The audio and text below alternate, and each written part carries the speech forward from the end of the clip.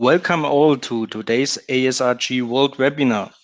We have the 8th of April 2021 and we are streaming from Stuttgart in Germany. Thank you for being with us.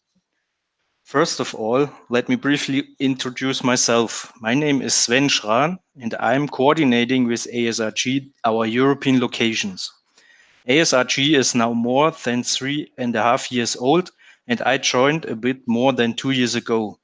I have worked in the automotive industry just for more than 13 years and started to take care about automotive security more than 4 years ago. Today, I fulfill a role as product security officer in engineering of complex sensors for the Robot Bosch Group, which is one of the biggest automotive suppliers in the world. Just quickly, the Automotive Security Research Group, or short ASRG, is a non-profit organization focusing on supporting the automotive security industry on the journey to connected and autonomous mobility. It is an open community for you, the automotive engineer, the IT security specialist, the security researcher, the beginner, the hobbyist, even for the people that are in the wrong YouTube channel. The entire organization is built on volunteer efforts of the administrative team and, of course, yourself. ASRG is mainly based on 3 important pillars which represent our core values: sharing knowledge, enabling networking, and valuable collaborations. We are trying to remove the boundaries that can occur in the automotive security industry. This means, for example, communicating about relevant publicly available information, finding ways to learn together, finding good solutions, or making best decisions. Because at the end of the day, we are all together have a joint purpose to keep our customers, our families, our friends data safe and secure when they are using automotive related products or services. And this can only be achieved together. If you want to get more involved, make an impact on the industry, start your own ASRG location, participate in a technical committee, or be part of one of our projects, please reach out to us. You'll find more about ASRG at our website www.asrg.io or send us just an email at hello@asrg.io. ASRG is just available around the globe. Today, we are present in 40 locations in 21 countries, and we just reached more than 6,700 members, which is really amazing. On average, we have grown around 15% a month since ASRG was founded, and this trend continues steadily. Please check out if your hometown is just part of our network. If this is the case, you are welcome to join our local representation. If you don't find a location near you for now, but think it would make sense to have an ASRG location in your city as well, don't hesitate and contact us. Before we come to our main presentation, I like to give an outlook to the next weeks, where we have, again, very interesting topics, which we will provide to you via our ASRG World Webinar live streams. On April the 15th, we have Professor Kagel from the Ulm University, and he will talk about misbehavior detection and reaction in connected automotive driving. On 29th of April, we will have Victor and Kamal from Continental, and they give a presentation about security supply chain. On 6th of May, we have Matthias Weber from SecOps Solution, who talks about vehicle key lifecycle management. On 3rd of June, we have Dr. Moser from eScript, who gives a presentation about the 7 golden rules for successful security testing. And on 7th of June, we have Derek from Ken Bus Dutch, and he will talk about 2 wires and 2 wheels. Bikes can do, can too.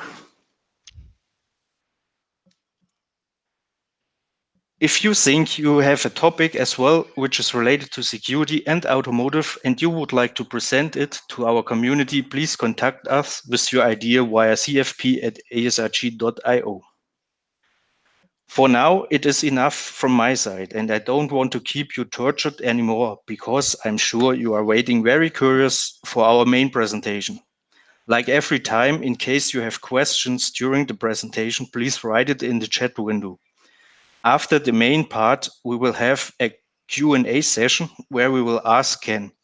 And now it is my pleasure to welcome Ken Munro, the founder of Pentest Partners, and he will present to us how a vulnerability disclosure program works. Ken, the virtual stage is yours. Great. Thank you, Sven. Really appreciate the introduction. So I'm here today to talk about the process of vulnerability disclosure. And I want to cover this from my perspective as a security researcher. Now, if you haven't seen my colleagues talk, my colleague Andrew Tierney gave a talk to ASRG recently about the technical testing process of automotive components. I strongly recommend you read that one. Have a watch. He goes into a lot of detail about the technical work we do carrying out security and penetration testing of automotive components. But today I really want to talk a bit more about the vulnerabilities that we find ourselves. So who are we? Well, we're a team of just over 100 penetration testers. But we specialize in embedded systems. And by that, I mean the components, the ECUs, TCUs, IVIs in vehicles, and also embedded systems like Internet of Things, reverse engineering, things like smart refrigerators, and they're lots of fun. Now, you might have seen some of our work. So in the early days, about 6 years ago, we did some work reverse engineering a smart kids doll called My Friend Kayla. It was a very sweet Bluetooth connected doll that could talk to your children using an app. However, we discovered she was quite easy to hack. You could turn her into a spying device, so it would bug your children from the street outside, or someone could speak to your children too. Now, we reported this to consumer protection organizations, and I'm very pleased to announce that My Friend Kayla, the talking and spying kids doll, was actually banned by the German telecommunications agency. So it's actually illegal to own this device in Germany right now, which makes it very difficult doing talks with the doll when I come to Germany in the future, maybe. Anyway, we do a lot of published research. You can see our blog at pentestpartners.com. There's lots of research on there about IoT, automotive security, including a full teardown of a Tesla covering the firmware update process. I think you'll find the blog interesting. A little about me. So one of my jobs at Pentest Partners is to manage vulnerability disclosure. So sometimes we find vulnerabilities during customer tests, customer penetration tests, and the customer asks us to manage the disclosure process. We do a lot of independent research ourselves, which we pay for, we fund ourselves, and we go and find new vulnerabilities. And my job is to manage the process of disclosing that to the manufacturer, getting it fixed, and then writing it all up. As a result of our efforts, a lot of our research is covered in the press. And actually this screenshot from the BBC, this is a show called BBC Click. And it was related to our working on smart connected car alarms and smart connected vehicle immobilizers. And we'll talk a little bit about the vulnerability disclosure process involved in these. You can see that it's available on YouTube together with many other videos. Over the last 6 years, I've done nearly 1,000 vulnerability disclosures. So I have seen a lot of different interactions with vendors, from very straightforward to very confusing to others that have been, frankly, quite aggressive and very difficult to manage. But recently, last month, I was elected to the board of the CVE program. And I was invited there because of my experience in managing vulnerability disclosure process and to help represent security researchers in the CVE program. I'm very proud of that, by the way. So what I'd like to talk to you about today is where a lot of the misunderstandings creep in between the researcher and the vendor. Now, some of the time it goes really well, but other times it can go really badly. I want to talk about how we first make contact and how the organization responds to that. I'd like to talk about the process of working with the researcher and keeping them up to date. I'd like to talk about the fix, because that's one of the most important bits. But I'd like to talk about communications. And one of the keys that is almost always missed is the cultural change that you need to do to support a vulnerability disclosure program. If culture doesn't change, I don't think a VDP is ever going to work very successfully. To give you some fun examples of things that have happened, some of the crazy responses, I actually wrote these all up on this image here. So we've had cease and desist letters sent to us when trying to responsibly disclose a vulnerability to a vendor. We've had one who called the police. We don't know why, because we hadn't broken any laws. We get some very unusual responses. So we get asked who we're working for. We've had vendors assume they're working on behalf of a competitor, trying to undermine them, and we're not. Very commonly, we find vulnerabilities in older products, and we're responded to that it's end of life. We don't care. It's like, I think your customers do. Even weird ones trying to email a contact in to say, well, and try to reach support and say, well, without a support contract, a paid support contract, we can't receive your report, which is just crazy. So we get some really unusual responses, and I'd like to work through some of these over the coming minutes. Now, first things first is I think we think about a responsible researcher, and the very fact that someone has reached out to you means they're probably responsible. So there is a researcher, they found something, they want to do the right thing, so they want to report it. And in many cases over previous years, we found it extremely difficult even to get that information to the organization. Even today, I disclosed a vulnerability. There was no method to report the vulnerability. There was no vulnerability disclosure program. There was no bug bounty. I had to use a generic contact form to send and report a vulnerability. And the most likely outcome is nothing happens. I'd say in nearly 50% of all the disclosures that I've started, there's been no response to that first reaching out to report a vulnerability. Now, I'm used to that, so that's fine. You know, I'm prepared to try harder. But many less experienced researchers may become very irritated at that point, and you run the risk of the researcher saying, well, I tried, so now I'm publishing the vulnerability, and that's not good. Now, for me, I will always try harder, much harder. One way to try is we see a lot of researchers will reach out on Twitter. Now, in many cases, the vendor's accounts aren't open for DMs, so you can't send a private message to them without first asking the vendor to follow you. Now, given the number of vulnerabilities that I've disclosed over the years, responsibly and ethically, a lot of journalists follow me, and they follow a lot of other security researchers too. So as soon as some contact is made by you publicly to an organization, you've now got security community and maybe journalists interested. So immediately others will be trying to figure out what you're trying to report. Now, if your DMs to your social media accounts are open, we don't have to go through this step, and it's much easier. So one immediate learning here is if a researcher tries to make contact, make sure your DMs are open. It's really worthwhile. Now, the next stage is if the researcher has interfaced with your social media team. One of the big challenges there is that many social media teams don't know what a security vulnerability is. Now, I always take the time to explain it, and I also take the time to explain who the social media team might reach out to inside their organization. But so often with many organizations, the social media team don't know how to respond. They're used to dealing with customer inquiries or customer complaints. So this is not on their normal list of things to do. So very often they won't know how to respond. And I've had this in the past. I'll talk through an example later where the researcher's gone on Twitter and got nowhere. Now, this is a recent disclosure I've attempted. It's real. This vulnerability is going to be published in about 20 days. And the social media team, great, we're really responsive. Yep, we've got your email. We've forwarded it to the correct department. So I went back to them and said, could you ask them to contact me so we can explain the vulnerability and establish the dialogue? Yes, they'll reach out as soon as possible. And there's no surprise here.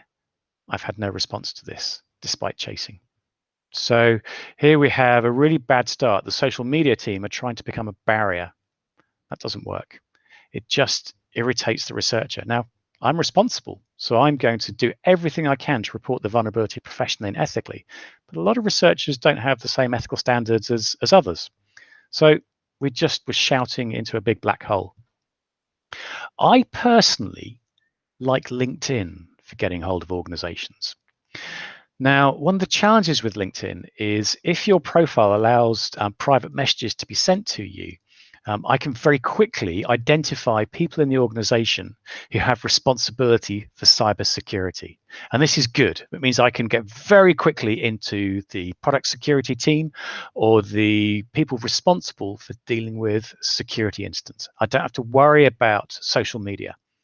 The problem is, because a lot of recruiters and also vendor salespeople will also try and private message people with LinkedIn, a lot of individuals turn that ability to PM off.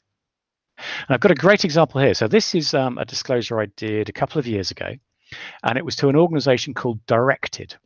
And they were actually a manufacturer of the Viper or Clifford smart car alarm. I tried social media, I tried email, I couldn't get the organization to respond to me. But as you can see there, I sent the message, and in this very same minute, the person responsible for product security messaged me straight back. So here we've got an instant hit. This vulnerability was successfully dealt with and fixed within 48 hours. But if I'd been struggling with other types of social media or email, the message never would have got through.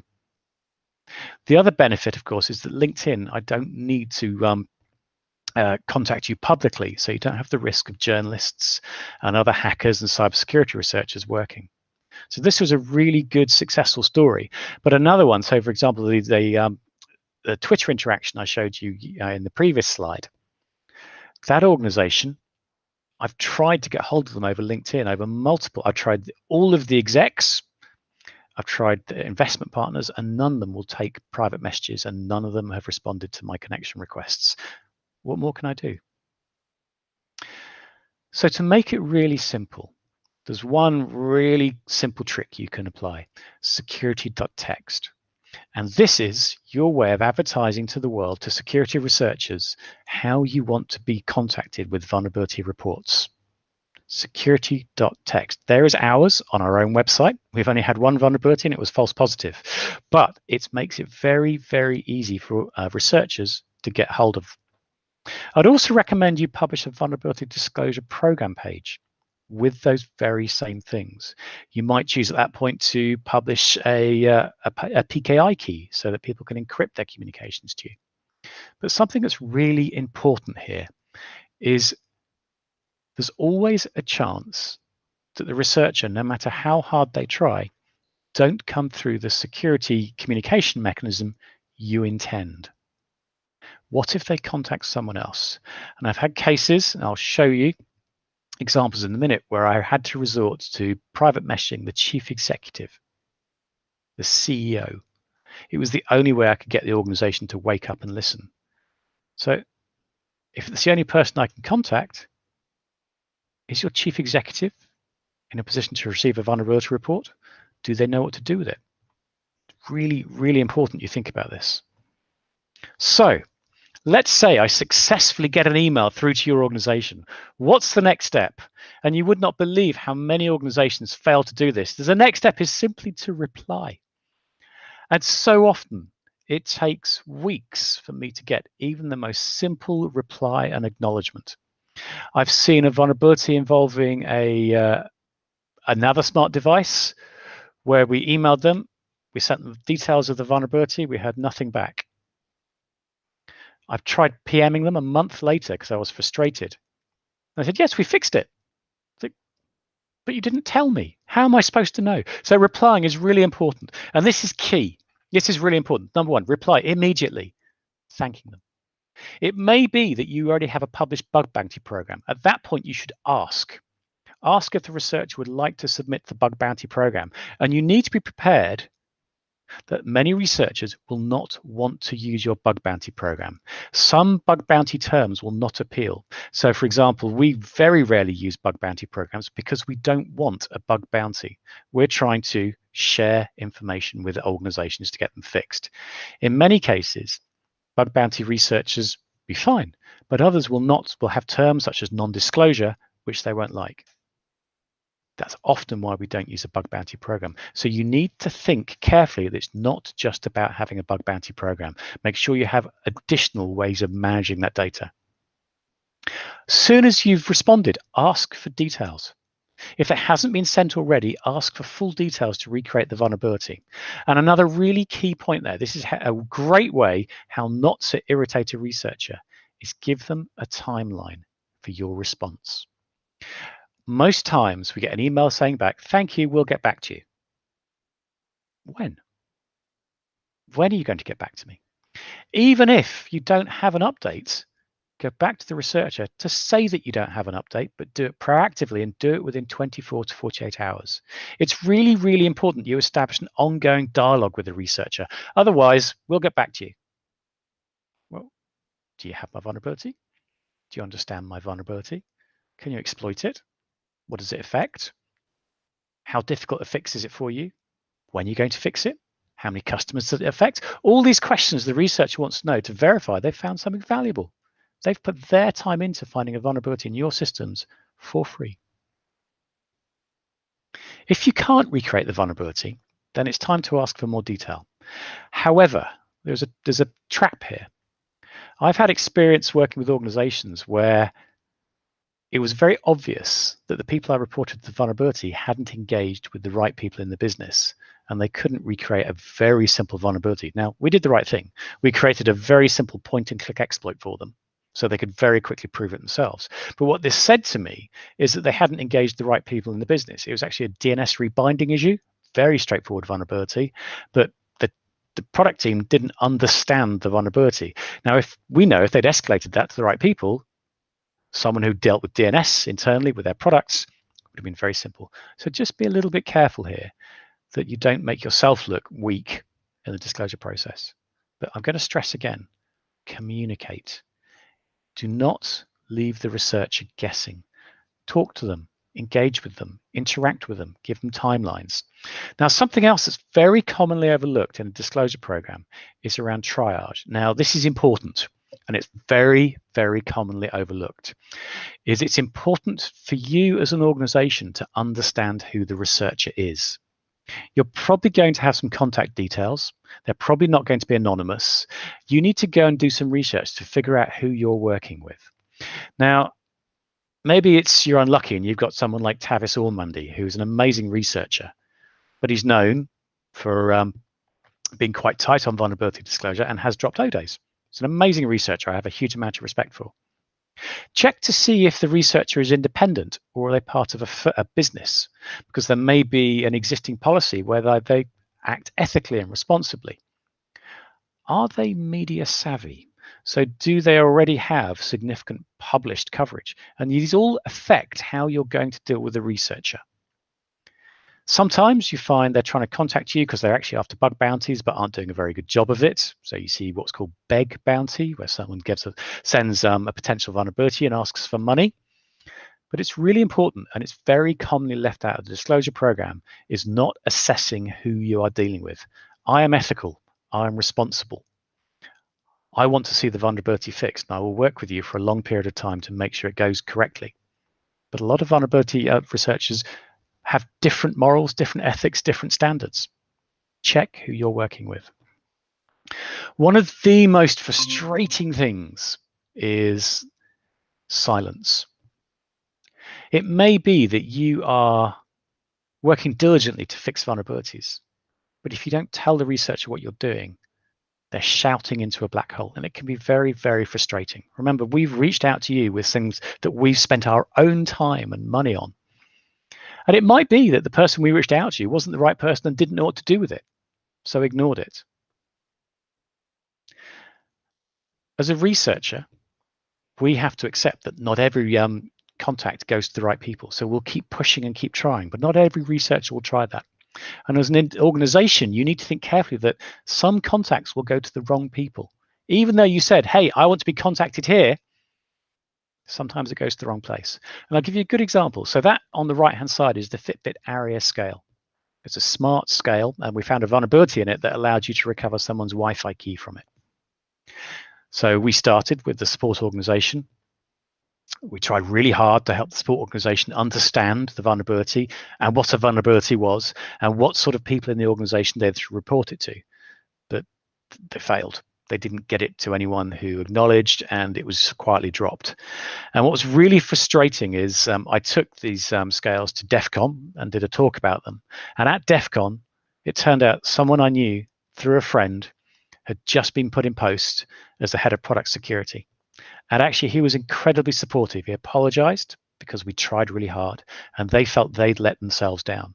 But he arrived, came to us at DEF CON, brought us a pack of 10 scales and say, hey, we really like what you do. Here's some more of our scales. And we did a workshop together teaching other people how to find vulnerabilities in their smart scales. And it was amazing. The vendor really supported us, and we now have a really strong relationship with Fitbit. It's fantastic. They're really open. They support the research community. They support them with product. It's been actually, whilst a difficult start, a very positive engagement. So you can turn bad to good. Another very common problem. Sometimes this happens in small organizations that may be taking smart products to market for the first time, or large organizations that have never received vulnerability reports before. It can be difficult for someone in an organization to hear that your product or your service isn't perfect. Sometimes disclosure is received badly and it's perceived as criticism. And a very common reaction to criticism is aggression. And that sets off a very difficult path. It makes it very difficult to manage when individuals are aggressive back to the researcher and not engaging. And it's quite common, sadly. Most times you find it's one person in the organization, and in some cases, they start threatening legals, they start calling law enforcement. And actually, in most times, we've seen other people in the receiving organization actually talk them down, and it's been fine, but not everyone. So it's really difficult challenge to ensure that individuals at organizations don't receive vulnerability disclosure as a criticism. We can all make mistakes. It's fine. We don't expect organizations to have perfect cybersecurity, but you can respond perfectly. The next really key point is keeping the researcher up to date. A very, very common problem. I've got a real example here for you. It's actually very current. You, as the manufacturer or vendor, are working really hard to fix the vulnerability, engaging stakeholders, getting development time, getting the vulnerability fixed, but no one tells the researcher. And this is an example. It's an internet service provider. There was a vulnerability in one of their customer routers, and they left us in the dark for 90 days. It turned out they'd been working really hard, but no one told us. They had a vulnerability disclosure program, but no one updated us. And that's not good. This vulnerability is just about to be fixed in April and May this year. Bit of a shame. Great initial response to the researcher, really poor, updates down the line. Let's turn it on its head. Let's see something done really well. Another vulnerability we did recently. This is an industrial control switch used for industrial control networks. And this was to Siemens. Siemens have a PCERT team. We know how to contact them. They have a vulnerability disclosure program. We emailed our disclosure using the crypto key they provided to the PCERT team. They acknowledged it within 2 hours. And what was really cool, really, really cool about this disclosure was that we got a weekly update, unprompted. Even if there wasn't a change, they took the time and trouble to tell us what was going on, which was fantastic. And they then came back to us and said, well, the vulnerability you found affects more than just this switch. It affects a whole product range. So we've got new firmware to write for a whole lot of products. We're going to need more time. And we were so impressed with their response to us and how well they managed the process. There was no question about us extending the disclosure timeline. And when we finally disclosed, we did a joint release. And we were really pleased with that. So it's not difficult to do really good disclosure and keep the researcher up to date. Don't forget this. I also accept that running a PCERT team, so a product security and incident response team, can be costly. And it can often be difficult to justify sufficient resource and funding to ensure that researchers get their updates. But I kind of think of a PCERT team as being a function of all sorts of parts of the business. But also I think it's about one of the consequences of a badly managed disclosure can be reputational impact, and that's very difficult to quantify. So I often think of the PSET team as being an extension of maybe your brand or PR team, your press team. It's a really important point because the reputation, the impact of a badly managed vulnerability disclosure is reputational. Now, along the line, you're probably going to have disagreements with the researcher. And if you really want to annoy a researcher quickly, is when you're calculating your base CVSS scores, we've seen numerous organizations manipulate the CVS calculation to get it below 7.0. Simple reason, it's no longer high risk according to CVSS, often not a P1 issue. And yet when we then look at the calculation applied to it, our belief is it's been done incorrectly. A recent vulnerability we disclosed, correct CVSS calculation was 9.9, but it had been manipulated down to 6.9 by the vendor. Now, there will be cases where researchers have genuinely miscalculated scoring by misunderstanding. And if that's the case, explain. If it's a good researcher, a responsible researcher, they'll listen to you. But please do not try and manipulate vulnerability scoring down in order to get below certain thresholds. It doesn't end well. It's a really good way of annoying a researcher and getting an unmanaged disclosure into the wild. It's fair to say that there are often mitigations that the researcher won't be aware of. So it might be your SOC triggered and you've got alerts. It might be you have things like rate limiting in place to stop hackers actually successfully exploiting the vulnerability en masse. You might have lockouts in place. And if you genuinely detected what the researcher was doing, say so. But don't make it up. Don't make it up after the event. Very commonly, we have vendors who say, oh, yes, we detected your activity. Really? So why didn't you fix the vulnerability that we found a month ago? So often it's not done well. And I've got an example here. This is a great example of disclosure just really badly handled. And it was an organization called Giggle, which a vulnerability was reported to them by an independent security researcher called Saskia Coplands.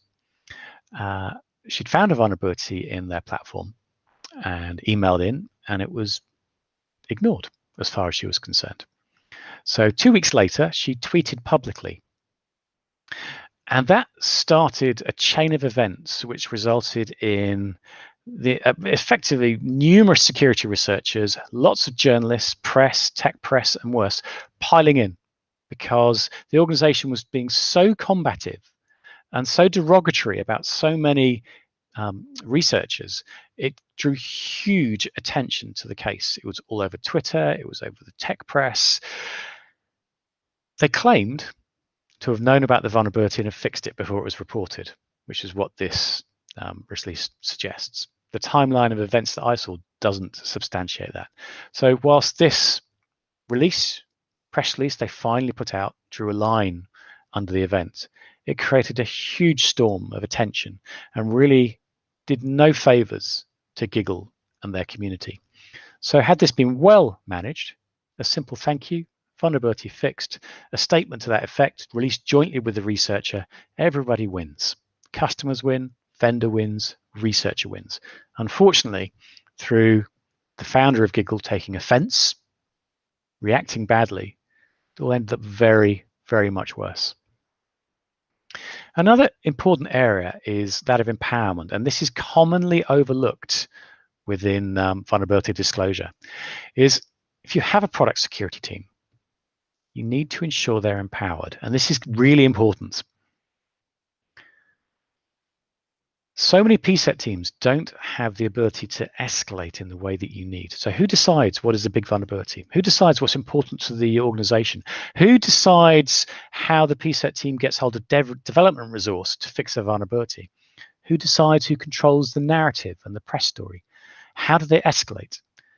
But also, how would the PSET team ever understand the impact of the vulnerability on the business if they don't have a whole business view? And this is important because at some point, someday, someone is going to have to decide that a service, a live service, may have such a bad vulnerability that can't be fixed in time. Someone needs to decide whether it is taken down. and this is key, a live customer service that generates you revenue or provides valuable service to your customers might need to be taken down. Who makes that decision? That's undoubtedly not in the hands of your PSET team, but they need to be empowered to help the organization make that decision, and quickly. And here is an example. So this was a vulnerability we found in SonicWall, who are a large firewall and communications manufacturer. So they're a security vendor. On the left here, on the 13th of August, they received our report, they verified it, and they responded very quickly, which is great. They acknowledged, they replied, they thanked us. Great. They've submitted no timeline, by the way. 6 days later, we asked them, could you confirm when you're going to fix it? Because the vulnerability is still there. It's just reiterating that this vulnerability allowed anyone to connect into the corporate networks of any one of SonicWall's customers. You could have dropped ransomware on it, huge amounts of PII. So, but your service is still live. Customers are still using it, and you still have this big vulnerability. They replied, we're still working on it. No timeline. We'll let you know. Okay. And then 7 days later, the vulnerability was fixed. So I've got a few questions for you, which hopefully will stimulate some conversation and Q&A at the end. Was it reasonable for a fix of this severity to take 2 weeks? Give you a little more detail. The vulnerability itself was a single one API request that wasn't correctly authorized. It didn't check that the requester was correctly authorized to make the request. But every other API request was correctly authorized, which means the developers knew how to authorize requests and could quickly, we believe, have fixed that. But it exposed every single one of their customers to remote compromise. A security product exposed the organization. I'm going to add something to the mix now. We were very frustrated by the fact that the vulnerability was still present, and on the 24th of August, I reached out to the CEO of SonicWall on LinkedIn, which may explain why 48 hours later the vulnerability was resolved. And this is my point about empowerment and priority. Why did I have to reach out to the Chief Executive Officer to get the vulnerability fixed quickly? The PSET team should have been empowered to get correct resources, understand the severity of the vulnerability, and get it fixed fast. Once I got to someone who had a whole business view, it was very, very quickly resolved. Shouldn't have taken that, though, should it? Another area you need to think about is the culture of the organization. Accepting criticism and not reacting aggressively to it. This is the hardest part, to my mind, of vulnerability disclosure, is developers accepting they made mistakes. You can't be perfect. Your board, your chief executive officers, your other board members, they need to accept that flaws happen and be prepared to respond.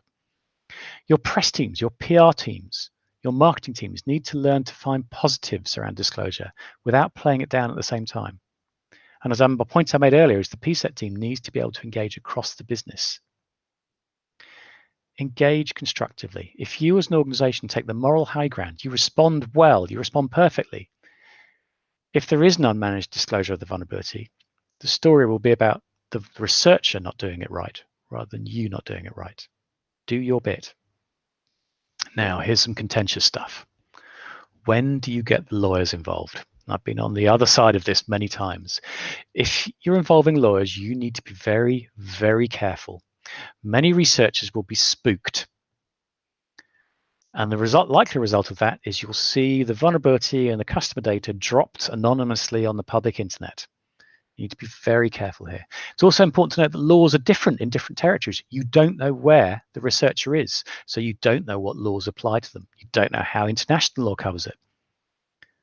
Why did the researcher come to you? Well, they came to you to get the vulnerability fixed. So why would you throw lawyers at them?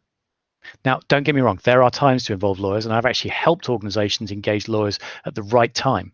I've given them advice about when it's time to get the lawyers in. And that's typically when demands are made. So I've got your data, or claims to have taken more data than necessary. So it may be, just to prove a point, we might capture one record, screenshot, delete it. We don't want your data, we just want to prove the point. But other individuals may take a lot more data than is perhaps necessary. Now, I would say make sure your PSET team are engaged with your legal team, but don't inflame a situation, because the likely result of involving lawyers too early, lawyers, like your media teams, will want to protect the business and may have a different view. So engage with your technical people, not your lawyers. Another contentious subject is around non-disclosure agreements. So should you ask? My strong advice is no. Do not ask the researcher to sign a non-disclosure agreement. In over 1,000 disclosures, have signed 2 statements. Neither of those was a non-disclosure agreement, but I agreed not to disclose. And those were 2 extremely sensitive vulnerabilities that if the data or the vulnerability had made the public domain before it was fixed, people would have died. And you know what? I'm ethical and responsible. So I was very happy to do that. I never would have signed anything disclosed anyway, because I'm responsible. However, I would not recommend going in and asking researchers to sign non-disclosure. Unless there's a large bounty being paid, you might consider it, but I don't work with bounties. Even suggesting non-disclosure might annoy some less experienced researchers into public disclosure. Now, if you want to draw attention to yourselves, good old Barbara Streisand. This is what's key. The vulnerability is one thing, but the disclosure process is another. You might have a trivial vulnerability, but if you get the disclosure process wrong, all of a sudden that becomes the press story in the media narrative. And actually, the vulnerability, relatively minor, it's actually your inability as an organization to deal with the report that becomes the press story. And we know that journalists love to play the David versus Goliath, the evil corporation versus the good researcher trying to help users. And that's a real problem.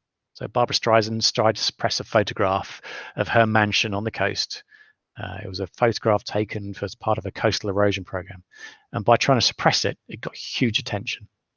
The Streisand effect is real. So really think carefully. This is what we do not want to happen. No one wants the Streisand effect. It doesn't play well for anybody. I want to come on PR as well. And I'm going to go through a little story which was badly managed. I used to work in a marketing and PR agency many years ago, and my instinct was always to protect and support the customer's brand. And we've seen numerous cases where a lack of understanding in the PR team has resulted in some entertainingly bad press statements. Your product security team and your PR team need to work together. And even better, work with the researcher as well. Come out with an agreed form of words that is a narrative that all agree to. Everybody wins. Good example here. So the Yale Connexus L1 lock uses Z-Wave, and we noticed a downgrade attack where you could intercept the keys as the lock was first being set up. Our disclosure was sent to their PR team, who did a really bad job of trying to downplay the vulnerability. Now, thank goodness, when their product security team managed to intercept it just before the researchers were fully antagonized, and actually ended up being a really good, well-managed disclosure. But if that hadn't happened, it would have been a really bad process. Here's another example. This is a vulnerability we found in Lorex CCTV cameras, and they sent out a press release.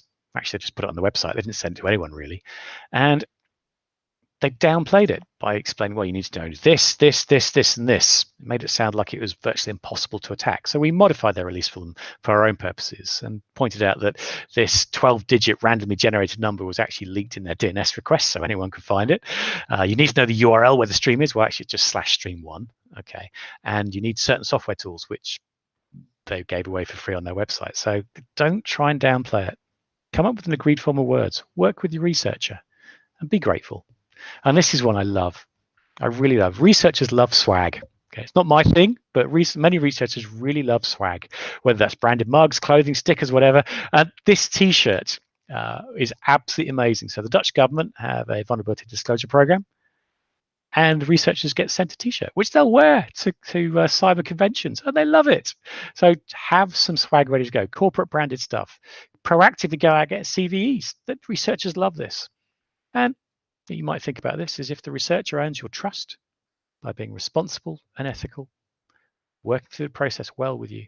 You could even engage them for some paid work. That's really going to please a researcher and really come out with you looking like a cool vendor. Here's an example of doing it right. This is Mimosa, who do wireless technology, so for offices and homes. They have a published vulnerability disclosure program. We emailed them. They replied in less than 1 hour. Great. They created a support session for us almost immediately. We showed them the vulnerability. They understood it straight away. We reported on Friday. They fixed it Monday. Wow. We weren't expecting this, by the way. What a cool vendor.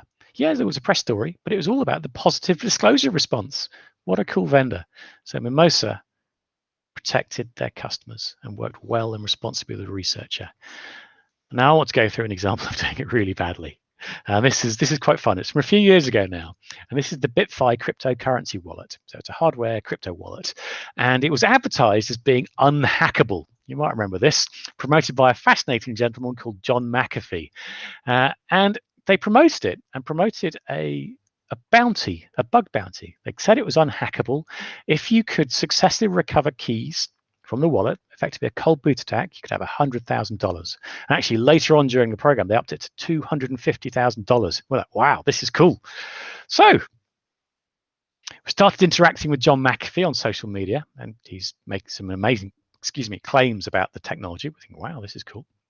And we finally got hold of one, got the back off, had a look at it, thought, this technology we're quite familiar with. So people started engaging as we did, asked John where all these cryptocurrency passwords and seeds for the wallets were stored, because you must surely have some RAM on this device. John McAfee stated there is no RAM.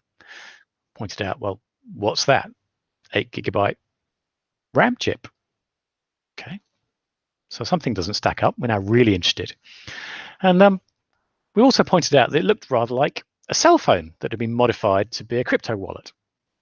Stated that it absolutely wasn't a cell phone or anything even resembling a cell phone. So we were confused why it had SIM and a cutout for the SIM to go on. But hey, this is getting interesting now. So over a period of time, the first thing we did, we actually assembled a group, not just us, but we had 5 of our team, and I think I nearly had 25 other researchers who were really interested in this unhackable crypto wallet and want the $250,000 bounty. And one of the first things we did as a group is we managed to root the device, and for entertainment, we got Doom running on it. So this is the unhackable crypto wallet that is now running Doom. I love it. Actually, little secret, the wires on the back didn't do anything. It was just there for fun. So we're starting to question these claims they're making about unhackability. And then things started to go a bit weird as Bitfi started threatening us and some of the other researchers that were doing this, which is kind of a bit worrying. So, you don't threaten someone. That's not going to get people to back down. Then after pointing this out, McAfee doubled down. No one came close to taking the coins from the wallet. So another researcher in the group successfully showed what's called a cold boot attack. And that is where you've been given a device or stolen a device that is switched off, powered off, and managed to recover the keys from memory. So this is an attack tool called Bitfi that between the team we created and edited. So there we go. I'll skip through this and we get towards the end. Wait for it. There we go. And there we have successfully recovered the secret phrase and the salt from the unhackable crypto wallet. Now, this was a complete disaster. This got the team, of which we're part of, a Pony Award at Black Hat for the worst vendor response to a vulnerability disclosure. They actually got it twice, 2 years on the trot, so we're very proud to win the Pony. Because of the horrific interaction, the threats from Bitfi to us, trying to undermine what the team were doing, it got a lot of coverage in the tech press. It rolled on for over a month. It got a talk at Black Hat. We did a talk at DEF CON. It actually amazingly got positive coverage for their competitors as well, because they were doing the job properly. The product was pulled from the market, and John McAfee is currently jailed in Spain. He's awaiting extradition to the USA on charges relating to pump and dump on cryptocurrency scams and also tax evasion. So obviously I hope organizations don't end up in jail over this, but there's some crazy things going on here in terms of vulnerability disclosure. What can we learn from this? Well, here's another great example of learning. So this is part of my team at the Everett plant with Boeing. And they had a bit of I think probably a run-in with IOActive. One of their researchers found some code on the public internet and did a bunch of analysis on it, reverse engineered a bunch of things, and there was a huge amount of distrust. There was some damaging press coverage about Boeing, also some misleading press coverage, which really didn't come at a very good time. And I think it's fair to say that Boeing have completely changed over the last couple of years in terms of their engagement with security researchers. So the Boeing Cyber Technical Council was created. We're one of two cybersecurity researchers that are members of that grouping, and they have deep engagement with the community. They come to events and bring technology to events to show it off and show how cybersecurity works, and they've created this research advisory group. So you can go from having a really bad time of security and not being open to actually doing really cool things. And the gentleman on the right, a chap by the name of Sean, is hugely engaging with the research community and a really, really cool vendor. They've come along so much in only 2 years, and I'm really proud to be able to disclose vulnerabilities to Boeing, and they've been so cool. To wrap up, really basic things. I'll send the slides out so you don't have to read all this, but keep it simple. Make sure you've got a timeline with every communication with your researcher. Don't ignore them. Even if you can't fix it, talk to people. Be open. Researchers who are responsible and good will give you time. It's also important to know that you don't get to control the narrative completely. You can help steer it, but it's the researcher who found the vulnerability, so work closely with them. Try to avoid engaging PR and marketing. Get your technical staff because they'll interface better with the researcher. Talk to your customers too. I think organizations that disclose proactively say, look, we had a problem, it's been fixed, this is cool, talk to them. And please don't engage lawyers. There might be times to have the lawyers in the back room ready, just in case things go wrong. But most times it just results in a war of words. I haven't really talked about bug bounty, and that's deliberate, because what I wanted to get over is that the vulnerability disclosure program is not a page on a website. It's a process, it's cultural change, and it's about changes that you bake into your whole organization. And that's difficult and challenging. So just publishing a page with a vulnerability disclosure program is not the way to work. We've had disastrous, poorly handled disclosures to organizations that do have a VDP. And a bug bounty isn't the solution either. It can help. It's a great way of getting vulnerabilities to you and rewarding researchers for it, but it doesn't solve the communications issues that need to be baked into your organization. So please, do bug bounty, do vulnerability disclosure programs, but do them well and for the right reasons. So don't let me put you off actually doing them. So anyway, that's me. Hopefully stimulated lots of questions from the audience. That's me on Twitter. You can get me on LinkedIn as well, and my PMs are open, so you can get through to me. You might find the blog useful. There's lots of advice about securing automotive. Definitely worth watching my colleagues ASRG talk about auto security. And there's lots of advice there about running a good vulnerability disclosure program too. Thank you so much for listening. Okay, so I'm back. First, from my side, also very thanks to share with us your experience and these insights. And I hope really that your messages helps to establish better vulnerability disclosure programs and help also to change the culture in our industry. Let's come to the questions. As first question, what is your experience? What is the researcher's business model? Is it a shop window for paid work? Or what's your ideas about it? So this is my point about doing your triage and assessing the researchers. So there's all sorts of motivations, and it's really important to understand the motivation of the researcher before you engage. So there are researchers who are just genuinely interested, find something whilst doing something else, find something on a customer engagement, and the customer says to report it. There are those who do vanilla research to make things better in the industry. And yeah, maybe the upside is some engagements later. But most of our researchers, that's not the motivation. It's because we're naturally inquisitive and naturally learning and want to understand new systems. That's when vulnerabilities are discovered. Okay, thanks. You have a lot of experience with different industries. So the automotive industry is taking care about security in the full width only some years now. Do you see some especially in the automotive industry today compared with other industries? Do I see good behavior or bad behavior? Sorry, what was the question? In both directions. So okay. Yeah, okay. The question is if you see a difference. So what we heard sometimes is that in the automotive industry, it's very hard the sorts of competitors, and that's sometimes a problem why they fear to publish information about, like you said before. You say it's a vulnerability in your product and they fear, oh, this is now a quality problem that we have in our product. Yeah, so that's a really interesting point, and I think it's happened more recently in the aviation sector. So the aviation industry has only recently been opened up to external vulnerability research, and it's very new for that organization, and mostly because you can't get planes to go and do security research, so it's very new. And I think Boeing's case is a good example. They have a good cybersecurity program, but it's not been opened up to external scrutiny by independent researchers. And that's changed in the last 2 years. So they've had to move very fast to deal with external research. And I think we've seen similar in automotive. So we've been doing automotive security work for 5 years or so. And I've seen similar challenges is initially resistance, difficulty to get in touch with the right people.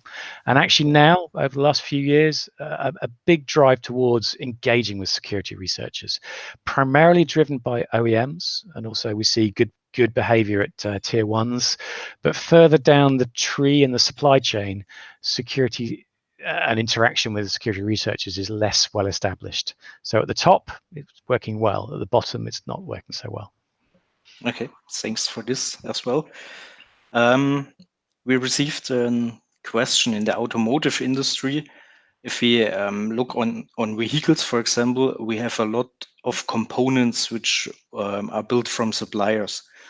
One guy from the audience asked, would you recommend if a researcher find a vulnerability to contact in every case the OEM, or depends it on the vulnerability to go maybe also directly in contact with the supplier? So the answer to that question is it depends.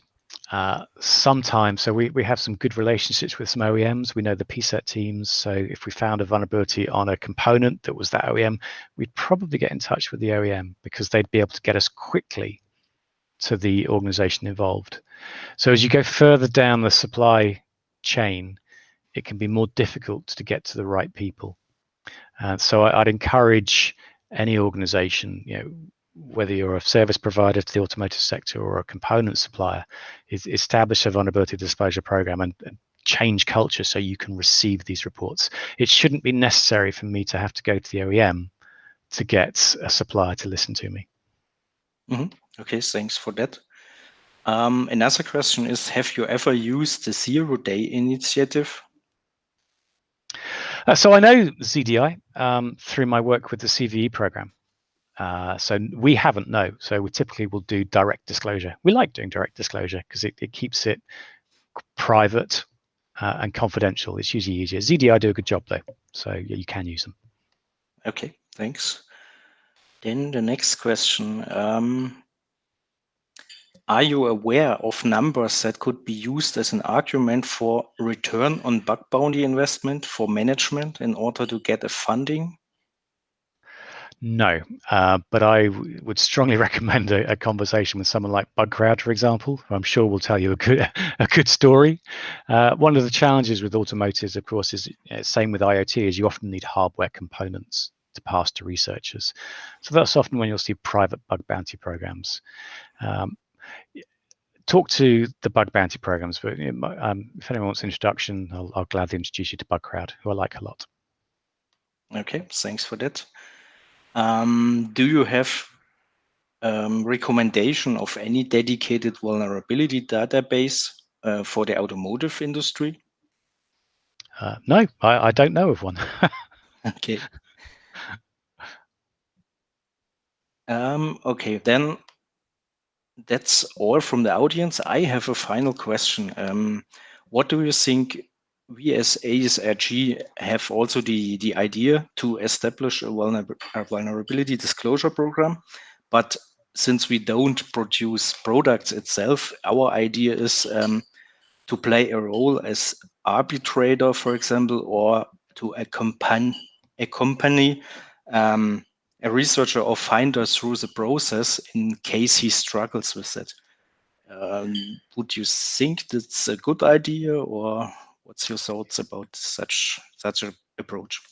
Yeah, so I've had some good successful experiences working with the automotive ISAC in the USA, who have been very helpful at brokering connections. So often the problem in an OEM is not that the organization doesn't have a security department, it's that no one knows how to get to them because they're such large organizations. And I'd say your real value is in having the connections to those people that the researchers can use. There'll be rare cases where the researcher isn't satisfied with a response from the organization. But in most cases, I think the biggest value that ASRG could add is actually helping researchers get to the right people that you know in the OEMs and supply chain. Yep. Okay. Thanks. That's also our idea, that we can support with our network and our big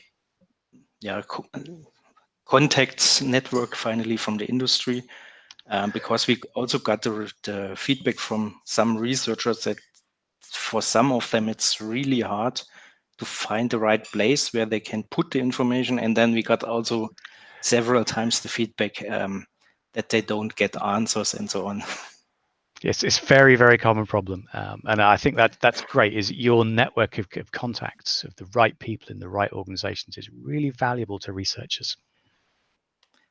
Okay, so then I would say to you, we received via the chat also just live some feedback. The audience liked the presentation, very well done.